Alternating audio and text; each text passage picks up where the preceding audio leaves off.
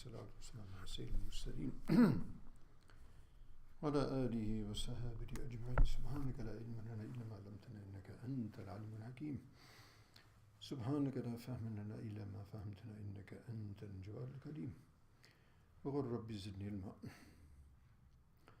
قال المصنف رحمه الله تبارك وتعالى ونفعنا بعلومه في الدارين.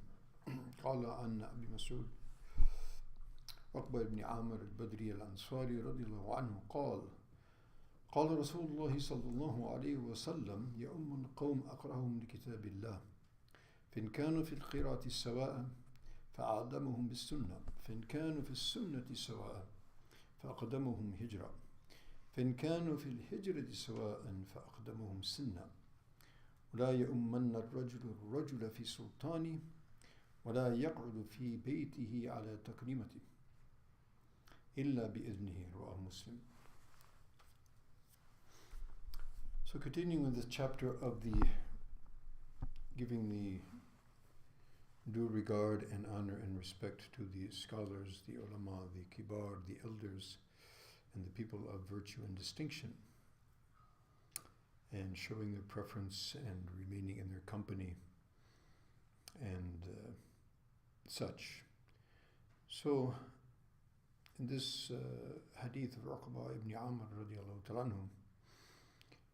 he says that the Rasul alayhi salatu wasalam said that regarding imamah, who is to lead the prayers. So in that regard, Nabi alayhi salatu wasalam says the person should lead the prayers who is aqra'uhum li kitabillah, the one who is most proficient in the recitation of the qira'at of the Quran.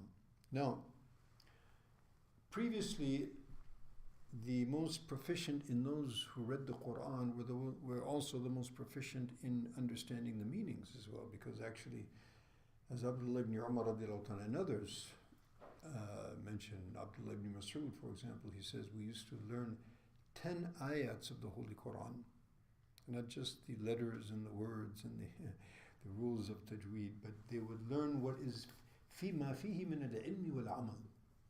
We used to learn what was there in knowledge and practice. So in other words, they would see what does this entail in terms of understanding and knowledge, and what practice, what action does it require, and they would put that, and they would implement that. And after doing so, then they would go on to the next 10 ayats. Quite different than the way that we have today. And therefore, one may not be surprised to hear that Abdullah ibn Umar radiallahu ta'ala anhu, he took 8 years to learn Surah Baqarah. So what, he had a problem memorizing? He had no problem. He could memorize things in one time, hearing when the Arabs had phenomenal memorization capacity. But there was a different method of learning. They would learn an ayat, they would learn what is the knowledge within those ayats and what action is required from me, and put that into practice, and then they would go on. Anyway, so the one who is most knowledgeable and the most proficient in the recitation of the Quran, and of course in memorization, in knowledge, etc., he is the one that should actually lead the prayers. فَإِنْ كَانُوا فِي الْقِرَاءَةِ سَوَاءً. So what about if there are two individuals and they are equal, more or less, in that respect? So then, who is more knowledgeable in Sunnah, Hadith, the ways of the Prophet ﷺ, fiqh? So what if they are equal in these two regards as well? So then, أَقْدَمُهُمْ hijrah. So who has performed hijrah before? So again, the people of distinction, the people of virtue. So those who perform the hijrah first, they have a higher status and a virtue above those who performed hijrah thereafter. فَإِنْ كَانُوا فِي الْهِجْرَةِ سَوَاءً فَأَقْدَمُهُمْ سِنًّا. Then what about if they have, in all those respects, they're also equal? Then what? Who's elder? Who has more, who's elderly in age? So again, the hierarchy in terms of age. It's interesting that, in our society now, they want organizations particularly, they want young blood. Well, young blood is good, no doubt. It's fresh, it's energetic, but it lacks experience. And sometimes it lacks good judgment as well, right? And so what happens is that by the time the person is 40, 45, and now he's really gaining experience and he's got good, bring in some fresh blood, get rid of this guy. And by the time he's 60, he's retired. And our ulama, they used to say that at the age of 40, someone matures physically. At the age of 50, he matures intellectually. And now, as his age gets more and more ripe, the more and more, even though his body might be becoming weaker, but his knowledge and his understanding and perception of things becomes more and more, comprehensive and balanced and moderate. And they should be kept in the scope of, consultation and direction. It's like, so it doesn't mean that, elders are all virtuous and youngsters are to be discounted. No. A very good example is like a bicycle. A bicycle has two wheels, right? The power is in the rear wheel, power.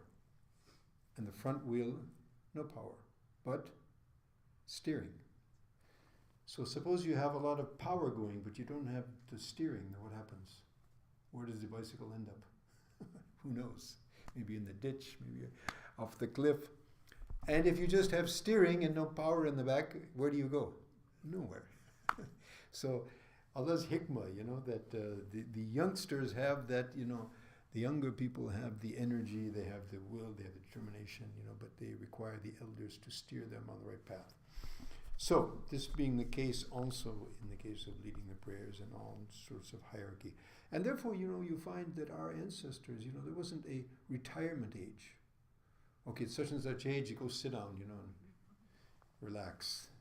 No, until the last day, till the last moment, they would remain engaged. And so may Allah subhanahu wa ta'ala give us that tawfiq.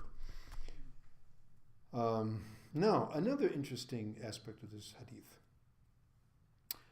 So then Nabi Sallallahu Alaihi Wasallam says another very interesting in terms of etiquettes, that nobody should lead the prayers in the domain of some other person. Of course, if that other person is capable of leading those prayers. For example, I have an organization or a company or a masjid or something. Somebody else comes in, even though he might be more knowledgeable, he might be more proficient, but to respect the position of the person who is in authority in that particular context, even if you come to somebody's home,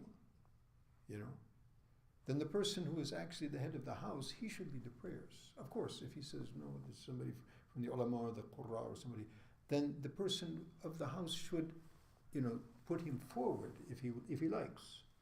Otherwise, he has the right, and this is respect of hierarchy again, and the people of position within the hierarchy that they happen to be in, that is to be observed and taken into account as well. Also, even to the extent that Nabi Sallallahu Alaihi Wasallam says that, generally people have, particularly in the majlis, in traditional cultures, the head of the house or the head of the company or the head of the organization has a particular place where he sits.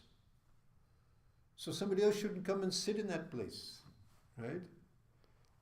Without, of course, the permission of that person. So, in other words, respecting these hierarchies and these positions and these certain virtues and distinctions, these are recognized by Islam, and they are, they have their weight. So, may Allah subhanahu wa ta'ala give us understanding to put these things into their correct application appropriately. Ameen.